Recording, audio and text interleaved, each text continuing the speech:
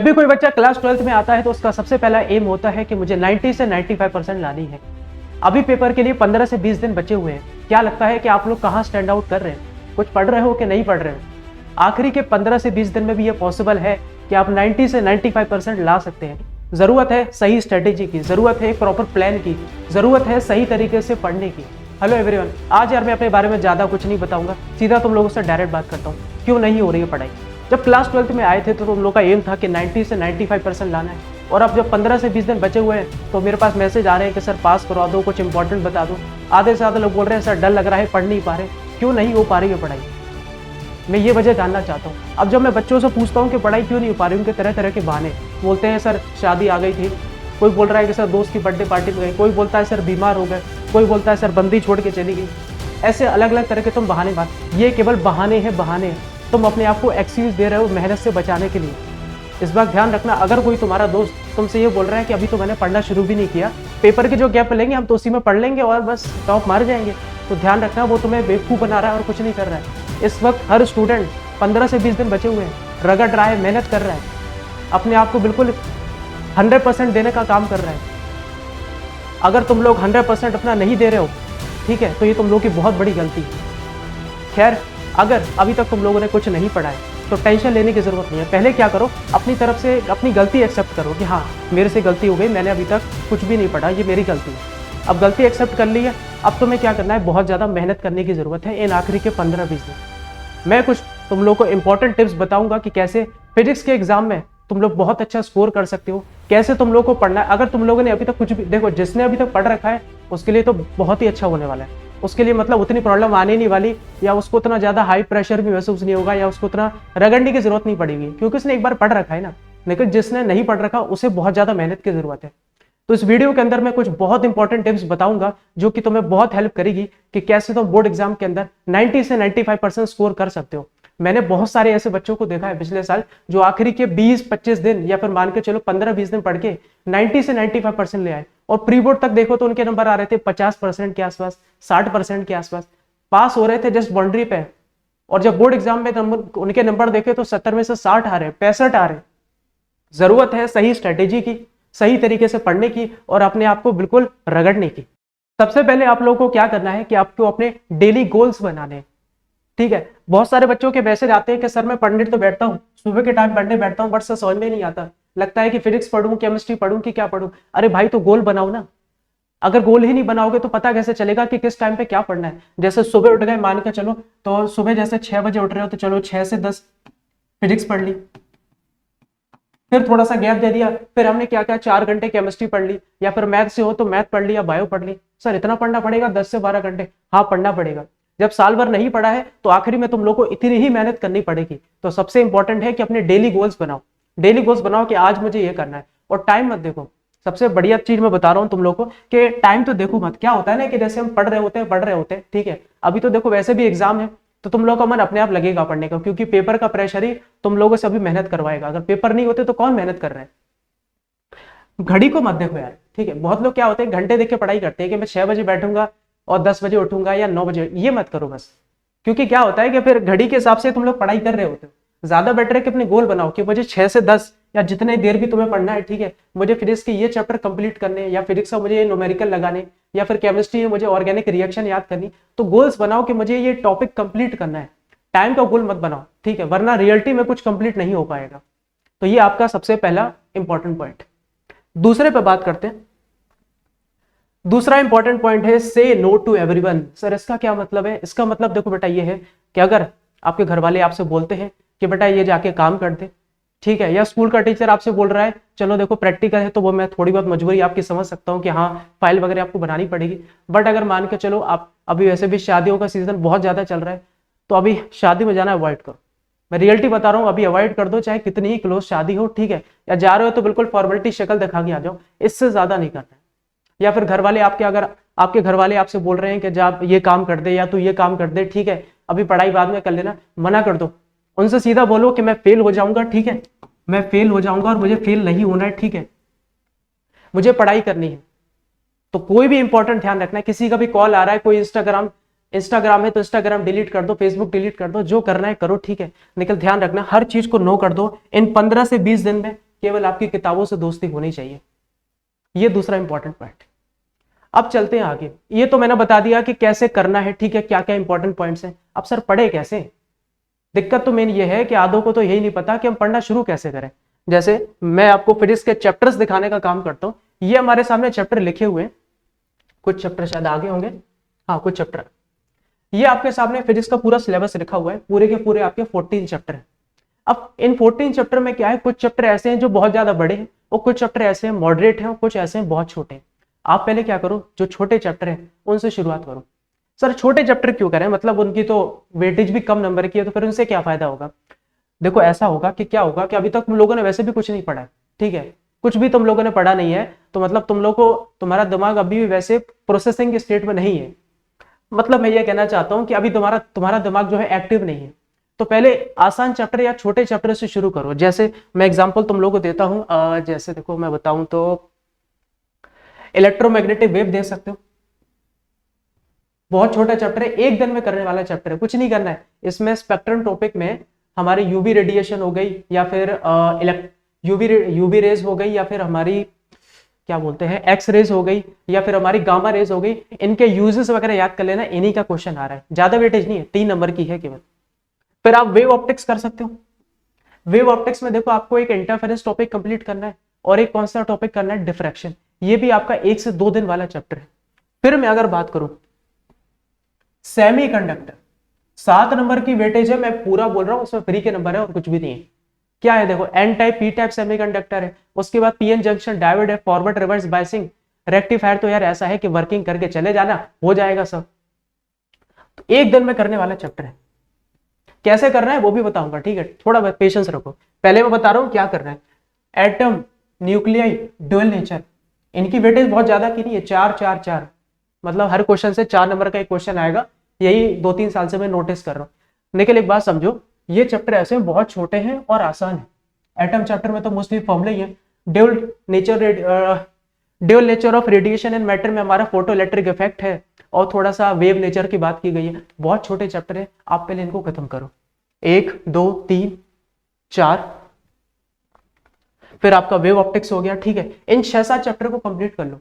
क्या होगा, एक तो ये चैप्टर जल्दी होंगे और दूसरा सबसे बड़ा फायदा क्या है कि आपको एक कॉन्फिडेंस फील होगा कि हाँ यार मैं कर सकता हूँ, ठीक है, मैंने इतनी जल्दी इन चैप्टर्स को कर लिया, ठीक है। अब कौन से चैप्टर हैं जो आपको बहुत बाद में करने हैं, पहले मैं वो बताता हूँ। देखो आपको जो बहुत बाद में चैप्टर कंप्लीट करने हैं जो काफी बड़े हैं, अच्छा ये भी आपका एक छोटा चैप्टर है, बहुत छोटा चैप्टर है। लो आधे चैप्टर तो मतलब छोटे, इतने छोटे हैं कि मैं रियलिटी बताऊं 1 हफ्ते के अंदर आप खत्म कर सकते हो। ऐसा एम रखो कि मुझे एक दिन में एक चैप्टर कंप्लीट करना है। सर एक दिन में एक चैप्टर हो जाएगा? बिल्कुल हो जाएगा, बस प्रॉपर स्ट्रेटेजी चाहिए और मेहनत चाहिए। स्ट्रेटेजी मैं बता रहा हूं, मेहनत आपकी है। दूसरा देखो, अच्छा मैंने इस पर लगा दिया, ये छोटा चैप्टर है, ठीक है, ये तो भाई साहब बड़ा है चैप्टर। फिर आप क्या करो, मॉडरेट चैप्टर की तरफ चलने का काम करो। देखो इंडक्शन भी यार मैं मॉडरेट चैप्टर के अंदर ही मान रहा हूं, वैसे कुछ लोगों को चैप्टर छोटा लगता है, बड़ा तो नहीं है, लेकिन हाँ ये चैप्टर छोटा है। फिर आप इन चैप्टर्स को करो, फिर इस चैप्टर की तरफ जाओ, ठीक है। मैं आपको रिकमेंड करूंगा कि आप रे ऑप्टिक्स चैप्टर पे बहुत बाद में जाना। रे ऑप्टिक्स चैप्टर मतलब बहुत बड़ा है, रियलिटी बोल रहा हूँ, बहुत बड़ा चैप्टर है, सबसे आखिरी में करना वरना बहुत ज्यादा दिक्कत होगी। फिर आप इलेक्ट्रिक चार्ज एंड फील्ड को कर सकते हो, फिर आप पोटेंशियल एंड कैपेसिटेंस को कर सकते हो, करंट इलेक्ट्रिसिटी को कर सकते हो। करना कैसे मैं बता रहा हूँ, मैं आपको अभी ऑर्डर समझा रहा हूँ कि कैसे आपको फॉलो करना है। पहले जो छोटे चैप्टर लिखे, ठीक है, उनको आपको पहले करना है, जैसे dual nature, atom, semiconductor, electromagnetic wave, wave optics, ठीक है, लिखते जाना कॉपी में, ये मत सोचना कि सर लिख के देंगे, वीडियो की लेंथ बहुत बड़ी हो जाएगी। फिर वेव ऑप्टिक्स हो गया, मैग्नेटिज्म में मैटर हो गया, इंडक्शन भी आप कर सकते हो, वो भी छोटा ही चैप्टर, इनको पहले खत्म कर लो। फिर आप आओ मॉडरेट चैप्टर पे, जैसे ये तीनों भी आपके मॉडरेट चैप्टर के अंदर ही आते हैं या थोड़े मॉडरेट से बड़े ही मानो। फिर आप इन तीनों चैप्टर की तरफ जाओ, एसी आप कर लो और रे ऑप्टिक्स को रखना सबसे आखिरी में। रे ऑप्टिक्स अगर आप नहीं कर पा रहे हो ना, तो उसमें इंपॉर्टेंट टॉपिक भी अगर आप करोगे तो मोस्ट प्रोबेबली वही आपके आते हैं। जैसे एक प्रिज्म वाला टॉपिक पक्का आता है, लेंस मेकर फॉर्मूला वो आता है, फिर आपका माइक्रोस्कोप, टेलीस्कोप, उससे ज्यादा फंसने के चांसेस हैं। तो इसलिए मैं रिकमेंड कर रहा हूँ कि बाद में करो, क्योंकि क्या है कि बहुत सारे तो चैप्टर के अंदर से टॉपिक फिक्स है कि हाँ इनमें से इसी के अंदर से क्वेश्चन आना है और कुछ नहीं है। ठीक है सर, आपने ये तो बता दिया कि कैसे कौन सा हमें पहले करना है, कौन सा हमें बाद में करना है, करें कैसे वो भी बता रहे। देखो बेटा मैंने लिखा है यूज 80/20 रूल। सर ये कौन सा रूल है? एक तो वैसे हमें रूल से इतना परेशान कर रखा है, कहीं लेंस रूल आ जाता है, ठीक है। एक तो वैसे ही फिजिक्स में रूल से परेशान है, ये कौन सा रूल आ गया? ये कोई फिजिक्स का रूल नहीं है, ये बस एक ट्रिक टाइप का रूल है। होता क्या है बेटा, अगर आप सीबीएसई के, सुनना, आप प्रीवियस ईयर पेपर उठा के देखना, पिछले 5 साल के लगा लेना। मैं ये नहीं बोल रहा कि 2008 तक के लगाओ, क्योंकि इतना पहले अगर आप जाओगे तो पेपर के पैटर्न में ना बहुत ज्यादा अंतर था। अगर आप प्रीवियस ईयर पेपर उठा के देखोगे तो आप नोटिस करोगे कि हर चैप्टर के जो इंपॉर्टेंट क्वेश्चन होते हैं, ठीक है, हर चैप्टर के अंदर से जो क्वेश्चन आते हैं वो किसी स्पेसिफिक टॉपिक के अंदर से पूछे जाते हैं। जैसे मैं एक एग्जांपल आपको दूं, जैसे मैंने कहा हमारे पास एक चैप्टर है इलेक्ट्रिक चार्ज एंड फील्ड। मैं नोटिस कर रहा हूं उसमें से जो क्वेश्चंस आपके आते हैं, देखो कूलम्स लॉ लिखने का चांस बहुत कम है यार। कूलम्स लॉ 10th क्लास में होता था, तो मैं लग रहा है कि कूलम्स लॉ लिखने के लिए आ जाए तो बहुत अच्छी बात है। मैं तो कहूंगा तुम लोग का ही फायदा। निकल कूलम्स लॉ का जो क्वेश्चन है, जैसे ऐसे क्वेश्चन देखे होंगे ना तुम लोगों ने,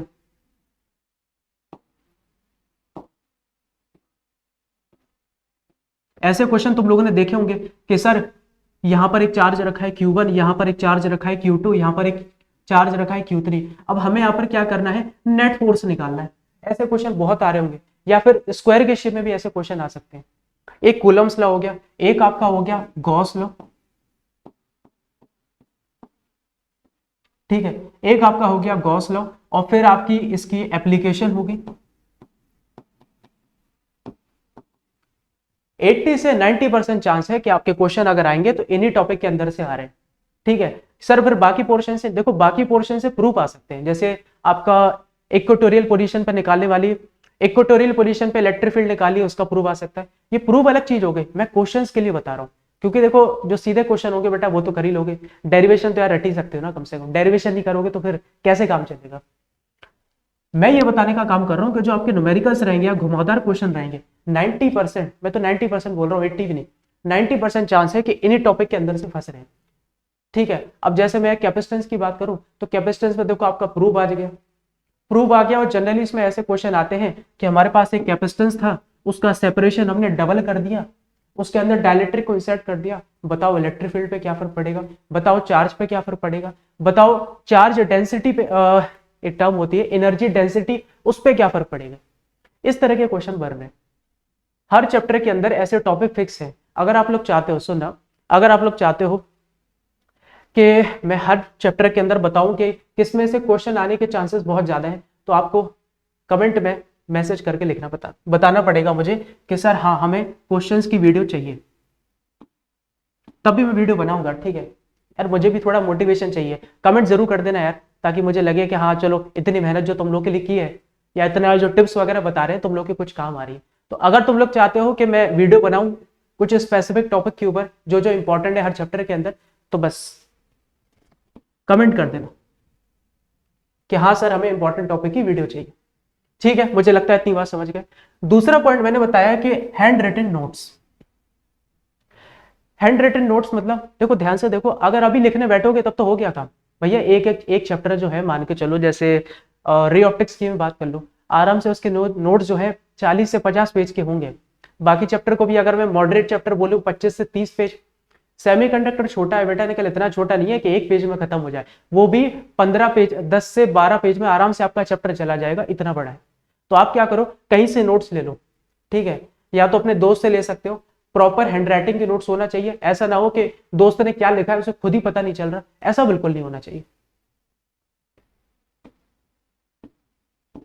और अगर आप लोग चाहते हो कि मैं आपको नोट्स प्रोवाइड करूं, ठीक है, तो आप कमेंट सेक्शन में लिख सकते हो कि हाँ सर मुझे नोट्स चाहिए। या फिर आपको क्या है, डिस्क्रिप्शन में जाना, ठीक है, नीचे डिस्क्रिप्शन गिवन होगा, उसमें नंबर होगा, तो वहां पर आप क्या करना, उस नंबर पर मैसेज कर देना और बोल देना कि सर मुझे इस चैप्टर के नोट्स चाहिए, तो मैं आपको पूरी पीडीएफ प्रोवाइड कर दूंगा। इतना देखो मैं आपके लिए कर सकता हूँ, ठीक है। अब दूसरा एक लास्ट चीज बची हुई है, सैंपल पेपर। बहुत लोग के उनमें डाउट होगा सैंपल पेपर। अब कुछ लोग कहेंगे सर समय इतना कम बचा है कि थ्योरी नहीं हो पा रही, सैंपल पेपर कैसे लगाएंगे। देखो मैं बोल रहा हूँ सैंपल पेपर ले तो जरूर लेना, ठीक है, क्योंकि थ्योरी के भरोसे रहोगे तो बस या तो पास हो पाओगे, अच्छे नंबर नहीं आ पाएंगे, पास हो जाओगे, इसका मैं चैलेंज कर रहा हूँ कि हाँ थ्योरी अगर कर ली पास आराम से हो, पास से थोड़ा ऊपर ही पहुंच जाओगे, 70 में से वही 35-40 तक पहुंच जाओगे आराम से। बट अगर चाहते हो कि सच में इन 15 से 20 दिन की जो मेहनत है तुम लोग की वो 90-95 तक तुम लोग को पहुंचा दे, क्या करना है सुनना। सैंपल पेपर ले लो। सैंपल पेपर कौन सा ले, मैं बोल रहा हूँ देखो तुम लोग क्या करो, चैप्टर वाइज ले सकते हो या फिर चाहो तो मिक्स सैंपल पेपर ले लो। मैं प्रेफर करूंगा कि चैप्टर वाइज लो, ठीक है, क्योंकि चैप्टर वाइज के एंड में फिर 4 से 5 पूरे मिक्स सैंपल पेपर भी दे रखे होते हैं। उनमें क्या करना, अब एक एक क्वेश्चन लगाओगे तो दिक्कत हो जाएगी भाई साहब। जैसे आप इलेक्ट्रिक चार्ज फील्ड, उसी में 100 क्वेश्चन दे रखे हैं, 100 के 100 क्वेश्चन थोड़ी लगाओगे। तुम लोग क्या करो, उनमें उन क्वेश्चन को टारगेट करो जिनमें एक तो सीबीएसई 2023 लिखा है, 2022 लिखा है, या जनरली जिनमें क्या लिखा हुआ है जो अगले 3 से 4 साल में पूछे गए हैं, भले वो किसी अलग रीजन में पूछे गए, उनको टारगेट करो। काम जल्दी भी हो जाएगा, ठीक है, क्योंकि बेटा पेपर के पैटर्न में बहुत ज्यादा अंतर आया है, काम जल्दी भी होगा और एक अलग ही कॉन्फिडेंस फील होगा।